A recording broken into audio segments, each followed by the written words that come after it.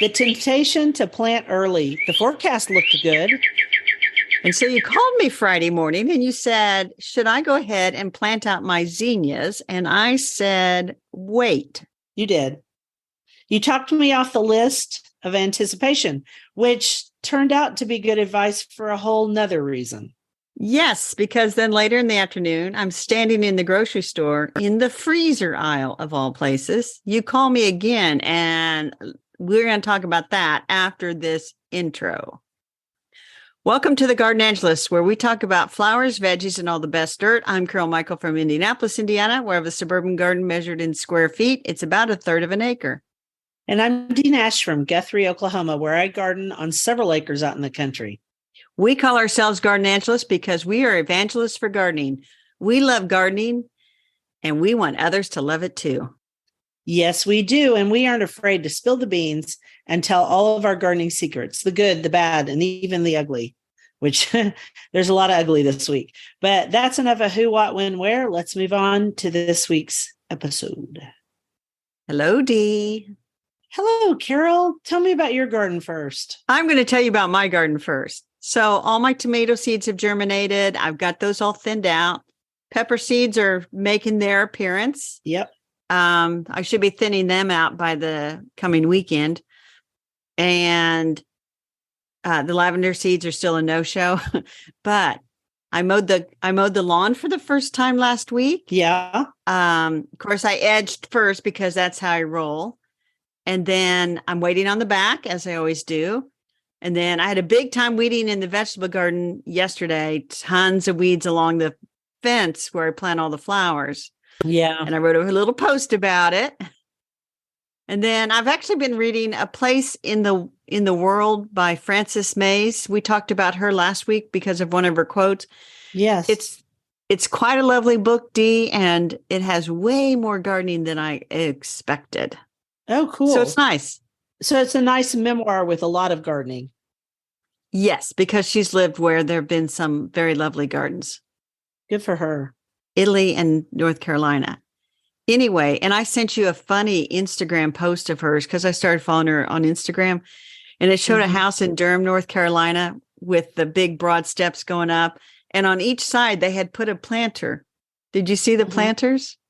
I'll be honest, I've been a little busy. I didn't see that. The planters were toilets. Oh, Lord. Oh, Lord. Okay. Moving on. So, Dee, what's going on in your garden this week? Well, I don't know where to begin. I think you should say how I called you in hysterics, which I'm not a hysterical person. You are not. You are not. And you are hysterical. And I'm like, I was. What can I do? What? I'm like, did you call the fire department? And then you're explaining about, I'm out in the country. Yeah, Anyway. the fire department is literally half a mile down the road, but there were so many fire departments, but it was already like the fire. We had a wildfire in southern Logan County. We should say that first. And apparently my neighborhood is the worst one damaged in Logan County, according to the Red Cross, who I talked to again yesterday. And I've gotten to see how a real disaster area looks like up close and all the weirdness that goes with it. And I promise I've shared several videos on Instagram. I would say go to my video today first, because I'm in a much better place.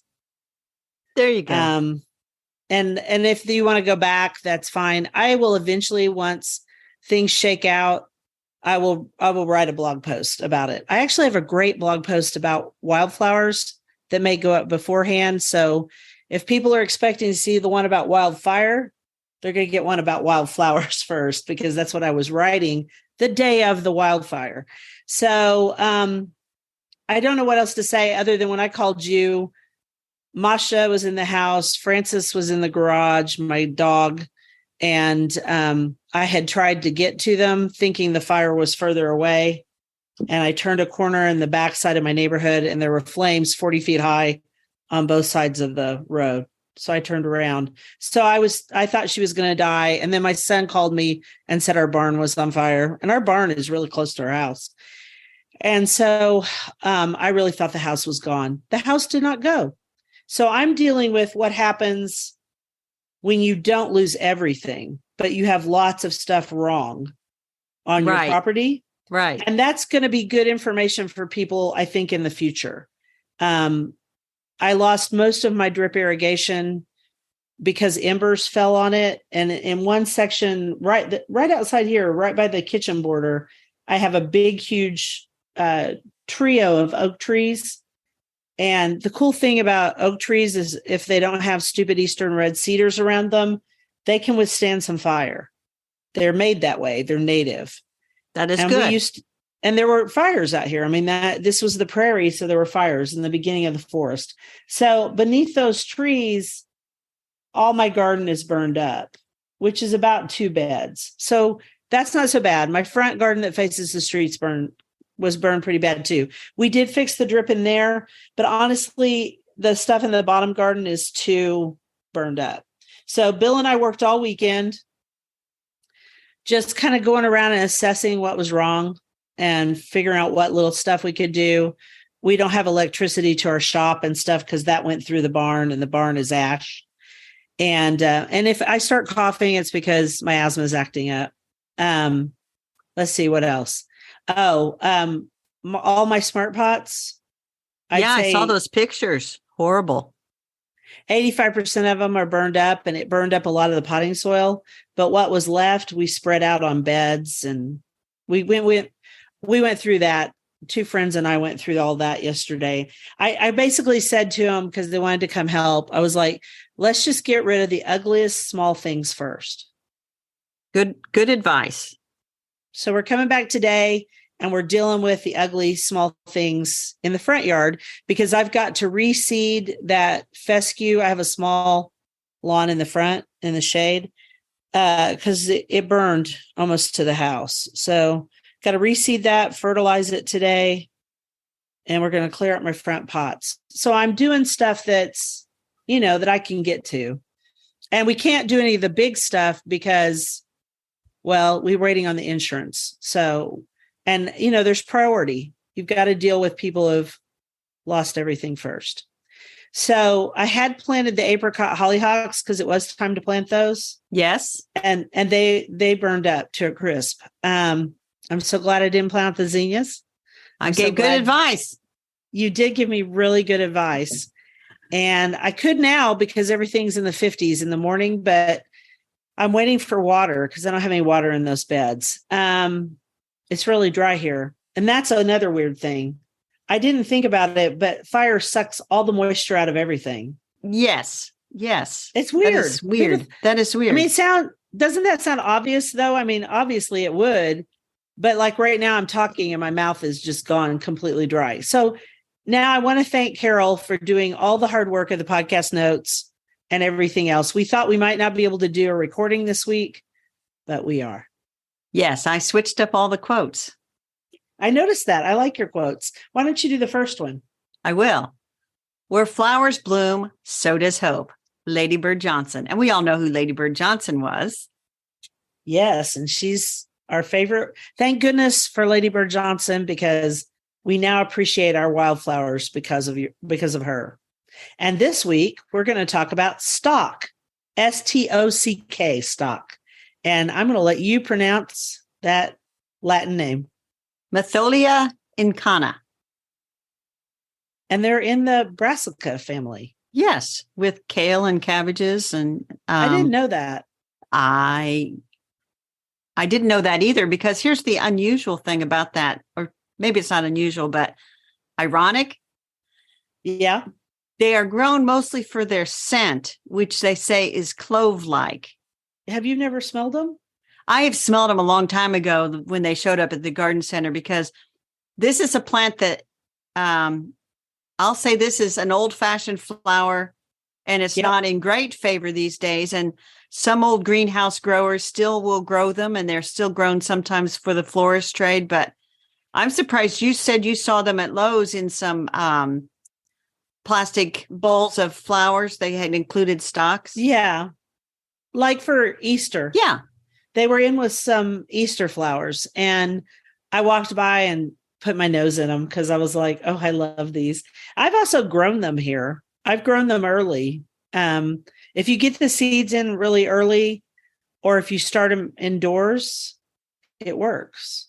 But they're an early They plant. are an early plant. And I will say this, I would say around here, when somebody wants a tall spike of flowers in their early spring planter, most people here are planting snapdragons. Oh, definitely. I would, because here they wouldn't last long enough because they bloom, if I remember right, they bloom from the bottom up like snapdragons. Yes. And then they go away fairly fast, but I've planted them in the middle of the potager before, and they're kind of at the same time period for me as Shirley poppies.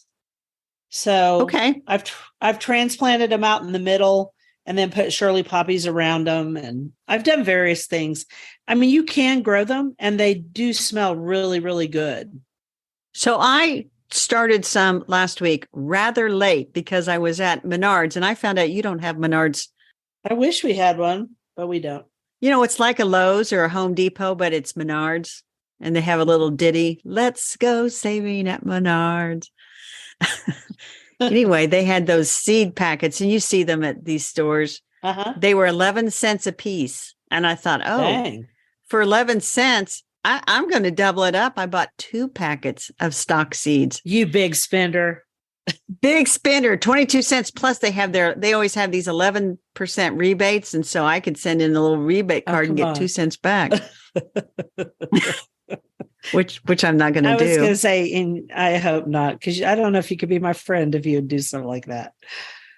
Well, if I had bought a whole bunch of other stuff, I would send in for my 11% rebate. So I looked on the All America Selections website, wondering if perhaps there was a stock that was an All America Selection, and there is not. I guess nobody's really felt the need to do anything to them.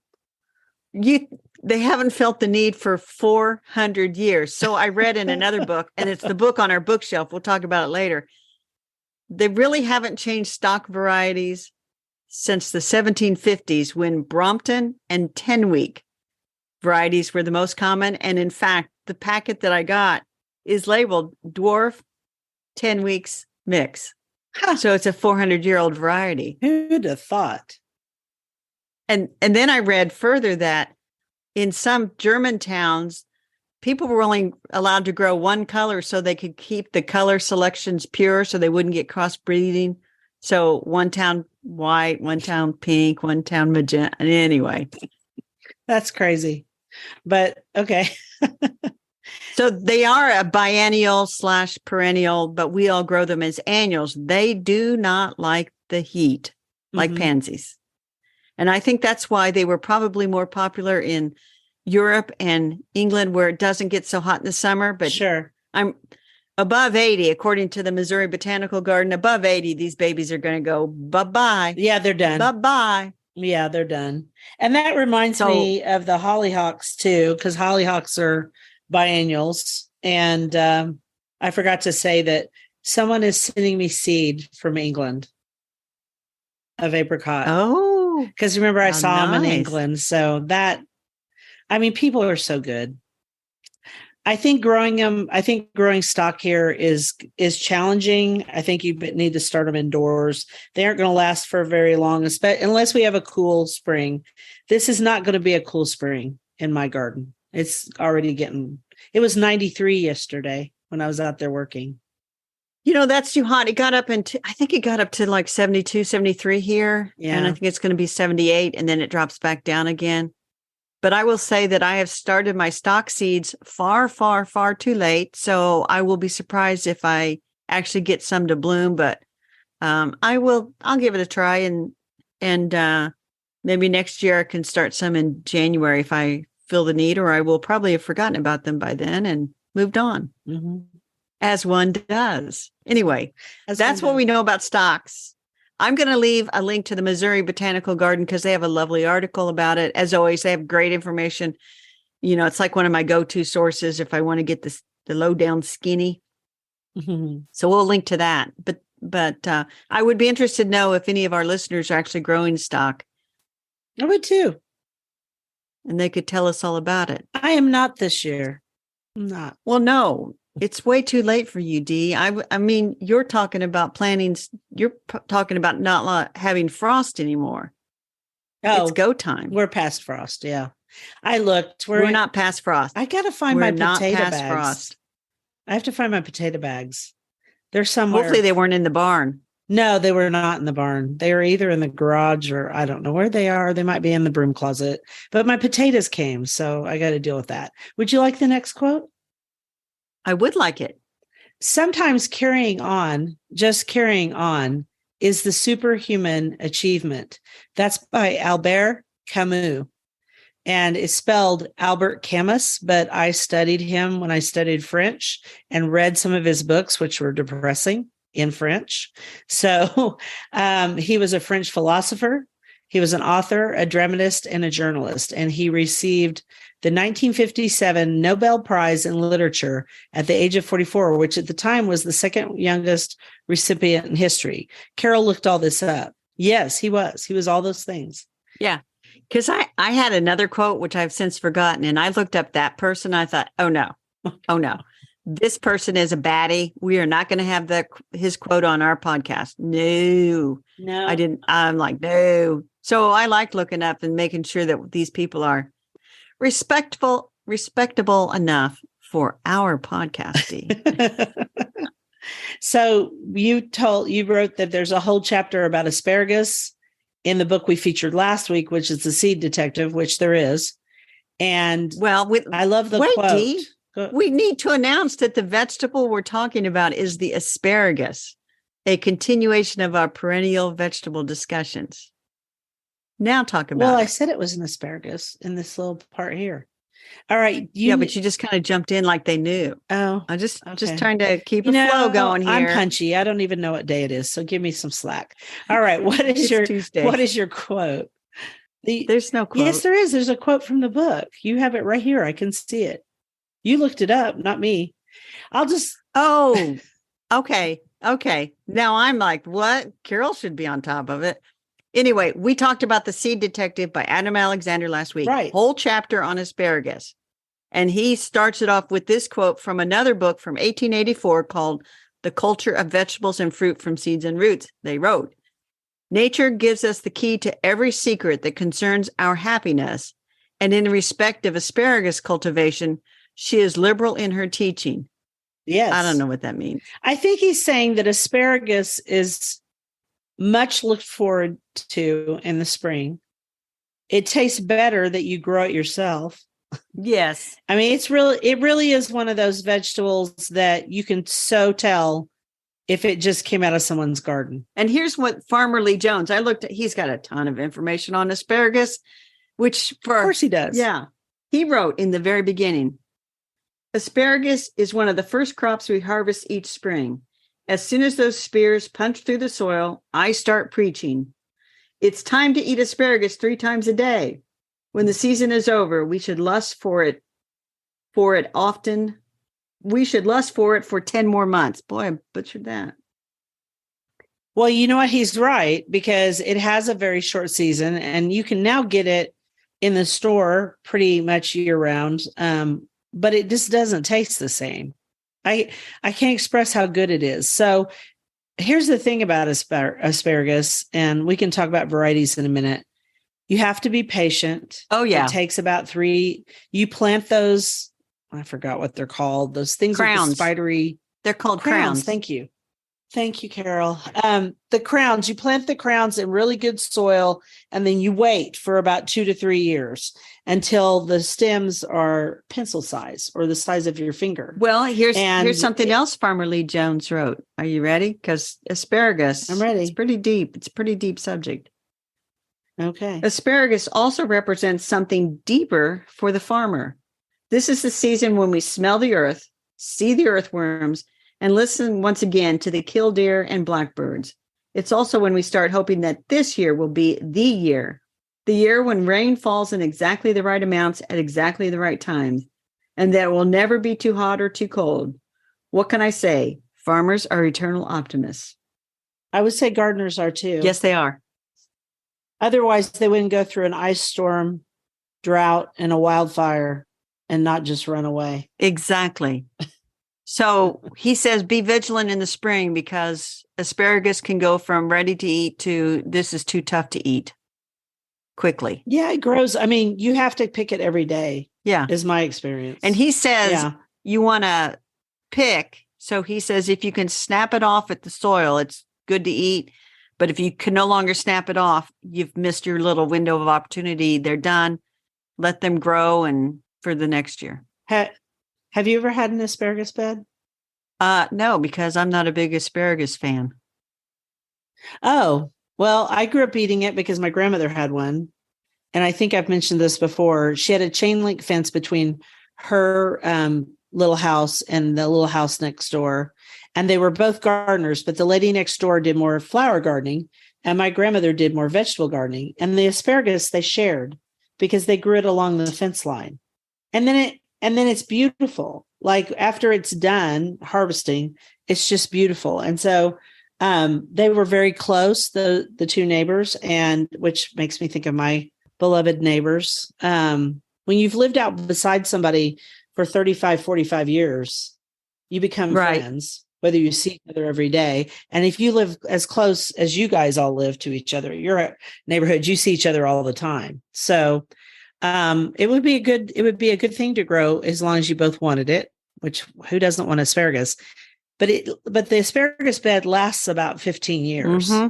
So the point of all this rambling is you've got to find a place for it where it can stay. That's right. A perennial vegetable. And it is truly a perennial vegetable and it lasts a long time. And here you have to find a place that Bermuda grass doesn't get in it because Bermuda loves asparagus bed because it has a lot of nitrogen and it's really loose, wonderful soil. Mine was down at the bottom of my back garden for years and years. And finally I let it go because I put more flowers down there, but I still get fronds. That's neat. Every year that kind of mix in. Yeah, it's really pretty. So I've grown it quite a few times, actually. I've had it at several houses. So the variety I found, Mary Washington is a variety that's grown for a long time. That's George Washington's mother. Burpee has those for sale, seeds, bare root. Most people just buy the bare root crowns and plant those early in the spring. In fact, you're too late in Oklahoma, I think, to plant a crown.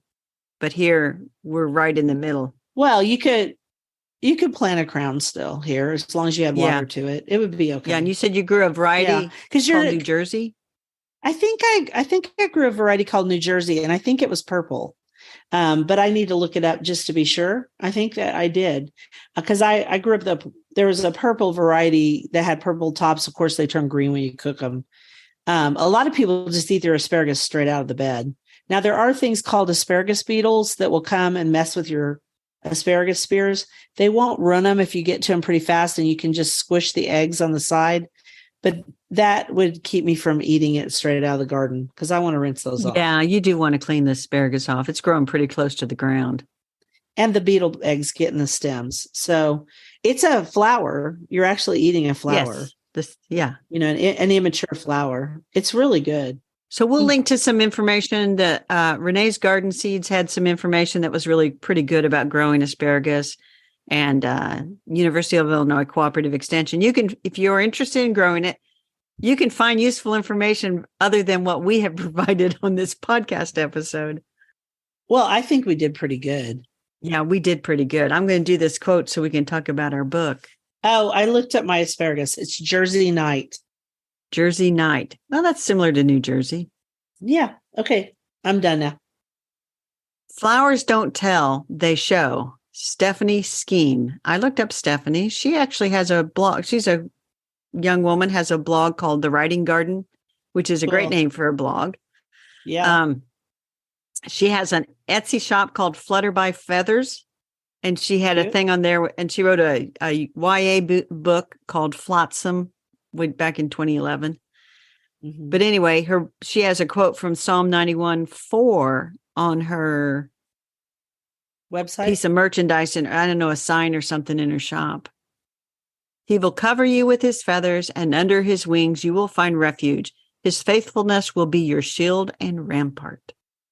That's an interesting version of that quote because I've also heard he will cover you with eagle's wings.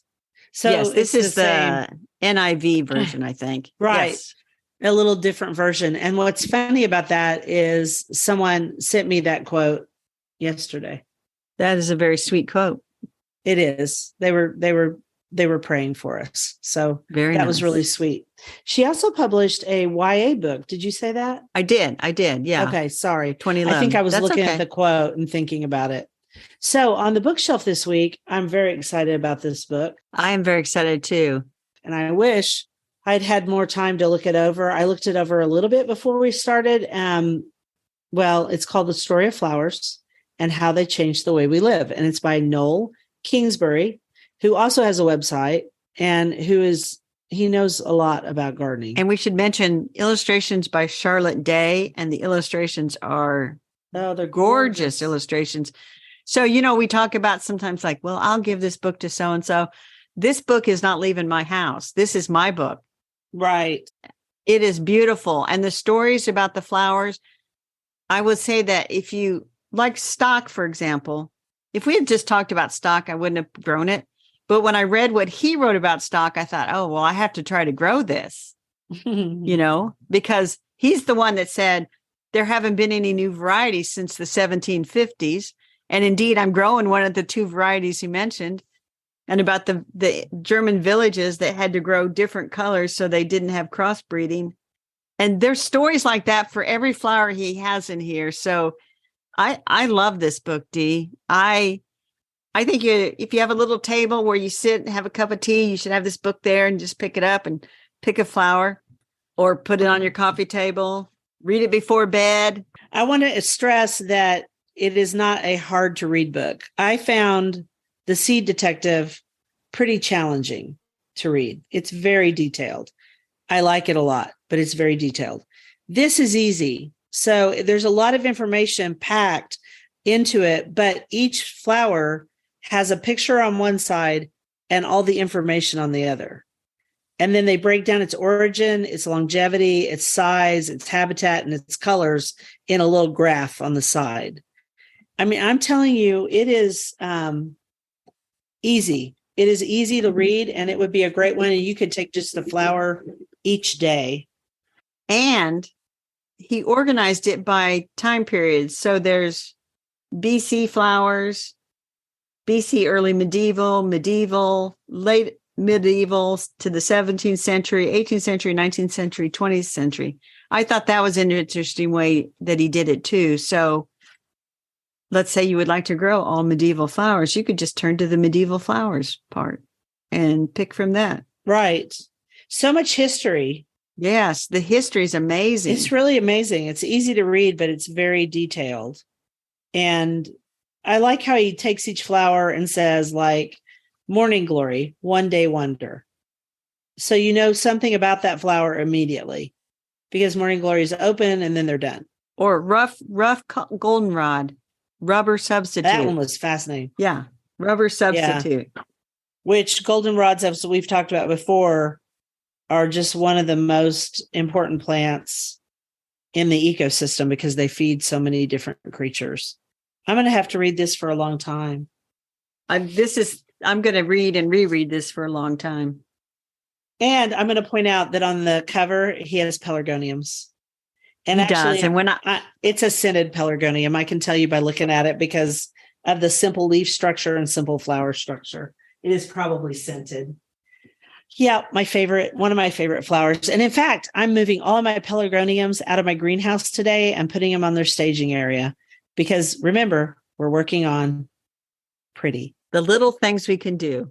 All right. Well, you got so anyway, that book, The Story of Flowers and How They Changed the Way We Live by Noel Kingsbury. Home run. We love it. Yes. In the spring, I have counted 136 different kinds of weather inside of 24 hours, Mark Twain. That's funny, Carol.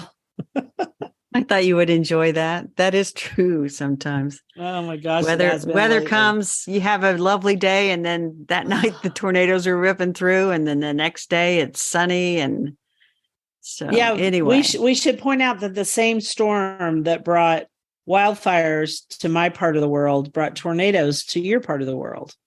much of the United States, I'll let you finish what you said, but a lot of the United States. I think I read there were 100 and something tornadoes that night. Unbelievable. Yeah, the sirens went off Friday night at about 11:30 p.m. and I thought, what now?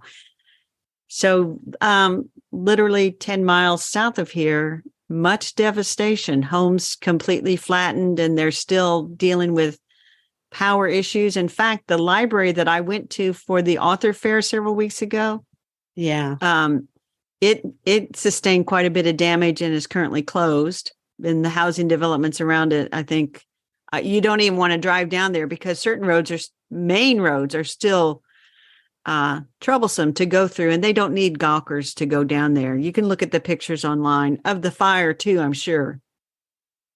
Yeah, they also call those tragedy tourists. Oh, that's horrible. I'm sure you see a little bit more traffic down your road. Oh, you think? Yeah, Saturday. Okay, so the fire came through on Friday. And the sheriff was here all of Friday night. God bless him. And on Saturday, it was just a steady stream of cars. And you could not get from like one end of my neighborhood to the other because I had to go to my daughter's house to get an air cleaner to start air cleaning my inside of my house. And I had this person, I had to go around them. And I was just like, get a life, go help someone. Yeah, I hadn't heard tragedy tourists, but that's, yeah. But anyway. My friend Karen told me that. All good here. Let's talk about something happy. Okay. Let's talk about Sunflower You've been Steve. wanting to talk about him for a while, and we never did talk about him, did we? But there was a reason. We kept waiting because, okay, that's our dirt, guys. Sunflower Steve. I have been a fan of Sunflower Steve for a year. He has been breeding, cross-pollinating the most amazing sunflowers for years. He's been working and working and working. And I was like, Carol, look at these sunflowers. But he had never introduced any of the seed yet because he didn't have this. He's just one guy. Yeah. He just didn't have enough seed, right? He was growing cut flowers, and then he just kept working on these sunflowers, and then he hooked up with Florette Farm, Aaron. Florette did an interview with him, and oh my goodness, it was like a wildfire. It was. And so anyway, I like what he says. It's faith, family, flowers, and he's pivoting to flower breeding. And so she posted that on Saturday at noon Central Time, he would be posting his Van Gogh mix of sunflower seeds for sale. $12 for a packet of 25 seeds, or you could buy a bundle of 4 and you get the 5th packet free. So I set my alarms. And what did you do? I set my alarms. I hit that refresh. And as soon as he opened up, I bought the 4 buy get 1 free packet. I checked out and everything. And literally he posted on Instagram later, he sold 7,000 packets of sunflower seeds in 6 minutes. Okay. I'm just letting that sink in for a sec.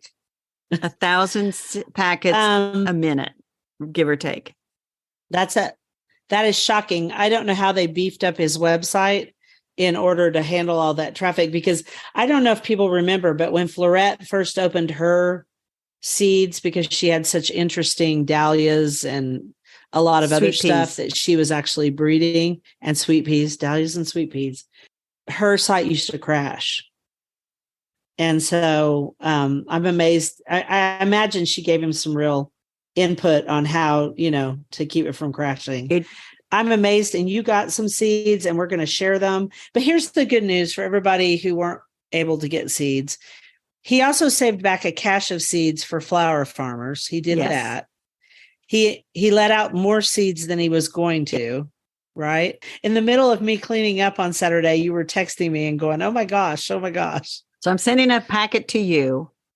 I'm going to sew a packet, and that will give us 3 more packets. And I might see if Courtney at the greenhouse wants to grow some of them.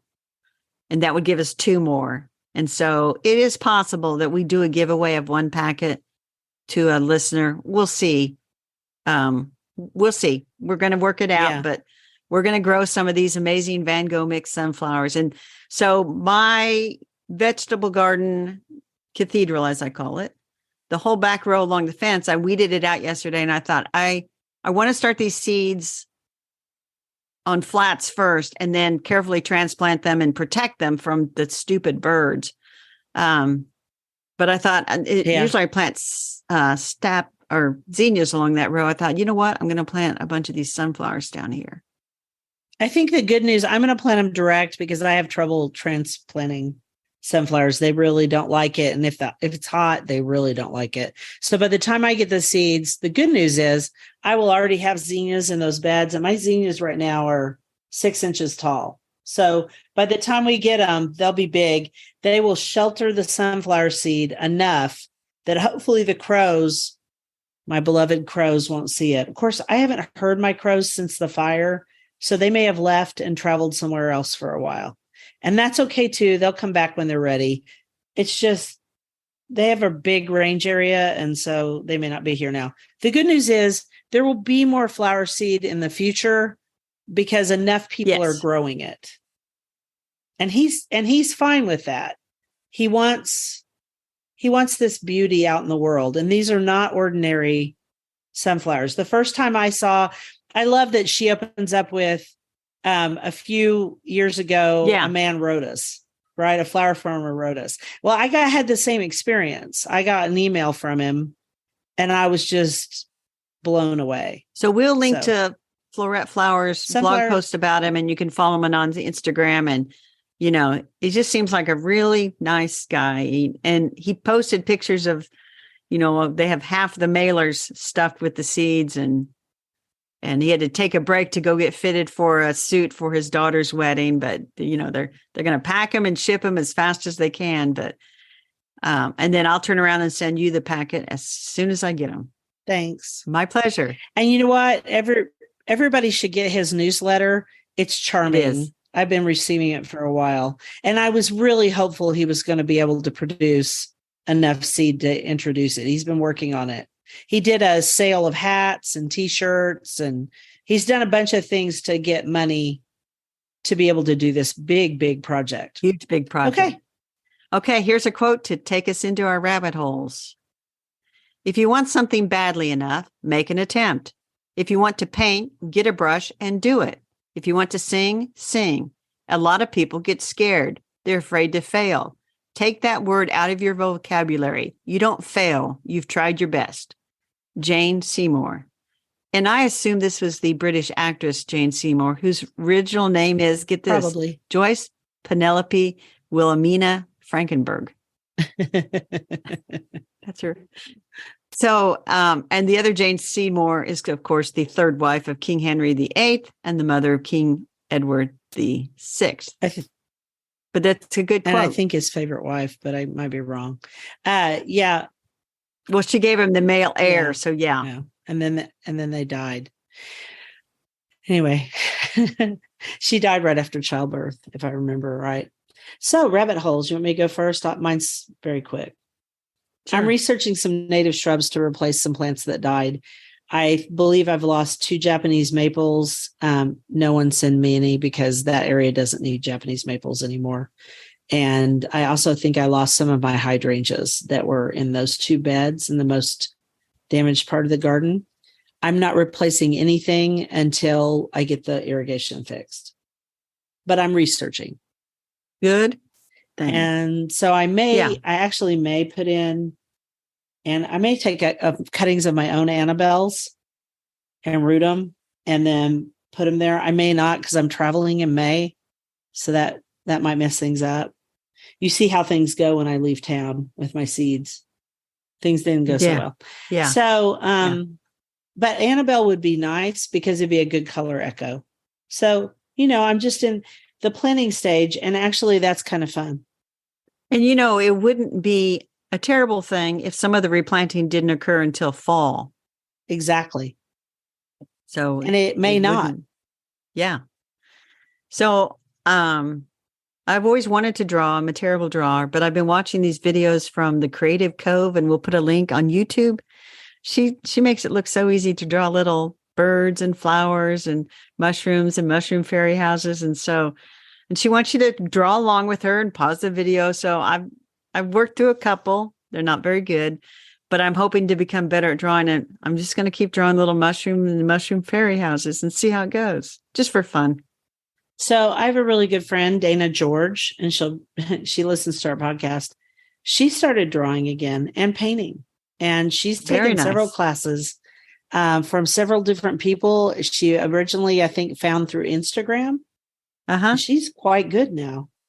So that is good. So YouTube says, "Oh, Carol watched entire videos of hand drawing." So let's give her some other people that are doing videos on. So now my little feed is flush with either cross stitch or drawing, and the amount of gardening stuff's going down. Like, oh, I need to watch some more garden videos to bring those back in, because see what surprises me. Sure. So what are you doing in your garden this week, Dee? Well, I don't know why. I know we both did that pregnant pause because we knew it was coming, and it was like, do we want to talk about this? I guess. Okay. Ironically, in June, I am speaking at the Oklahoma Horticultural Society about how hard it is to garden in Oklahoma. The president saw my article I wrote for Oklahoma Living magazine, which we can link to. And he liked it. And he said, "Hey, would you think about fleshing out a talk about that?" And I was like, "Sure, no problem. I've got it down. Yay, go me." Right. And I was really kind of proud. Well, yeah, I think this is ironic. So I have another whole aspect of it. So I keep dreaming about, for lack of a better word, slides. They aren't slides anymore, but slides. Right. And I see them in my head, and I see words on them like resilient. You have to be resilient to garden anywhere. But I think especially in Oklahoma. And I just keep seeing it in caps on a black screen in white. So I think you have to be resilient to garden, period. So we lost a lot of trees. We have a lot of trees left. And what I noticed is that my home is a green oasis in the center of all this charred black stuff. And I'm going to be thinking about that even more this week and working on it even more. And we're probably going to feed the birds a little bit longer. Normally we stop at Easter. Whenever Easter ends, that's when we stop. I don't think we're going to do that. And I think I'm going to put out those hummingbird feeders that King's Yard sent me, and we can link to my discount code again if people want to buy bird feeders. She actually wrote me, the lady who's in charge of this, and said, "Hey, do you want to collaborate again this month with an Oriole feeder?" And I said, I have to pass this month. And one of the reasons is I don't have Orioles, so that doesn't seem legit. And but I'm going to do those hummingbird feeders, and it's a wasteland out here. So what I've noticed is I've never seen so many birds, and bluebirds are everywhere, and they keep dropping down in front of me. And I'll tell you what, nothing makes you happier than looking at a bluebird. Nothing makes you happier than looking at a bluebird.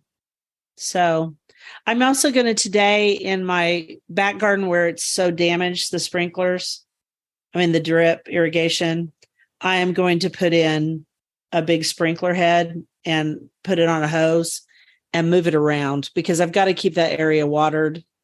And that means I may have more black spot this year on my roses because, overhead watering. Right. But they'll survive. Oh, I did have a bunch of rose bushes burned in the front bed, but you know what? They'll survive too. They're not burned to a crisp. So, that is good. Is there anything else I wrote? Oh, and I'm cleaning out my front pots today. I'm going to plant them this week. And I'm also going to work on my front grass, my little lawnette. That's what I'm doing. Well, I seem like a slacker compared to you. I need to make a few sweeps through the garden because I'm hosting the world's greatest family Easter egg hunt this time on Saturday afternoon.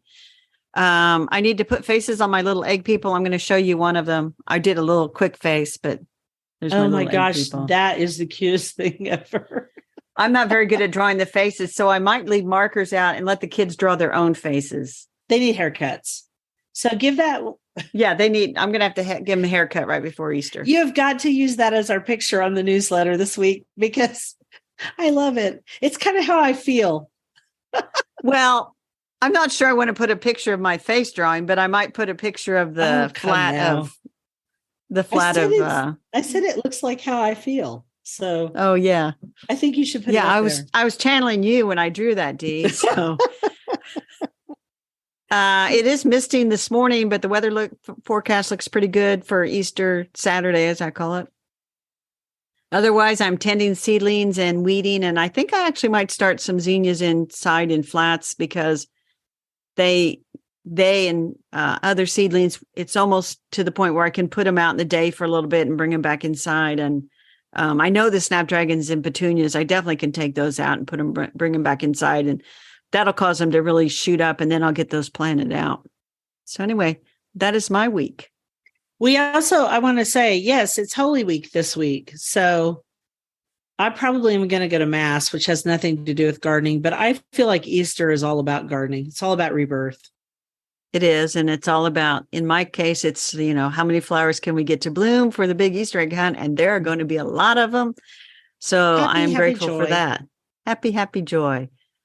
So thank you for listening to The Gardenangelists. I hope you've hit that subscribe button so you don't miss a single episode. We publish every on Wednesdays at 12 a.m. Eastern time, except last week when Carol screwed something up and published about 5 p.m. on Wednesday afternoon.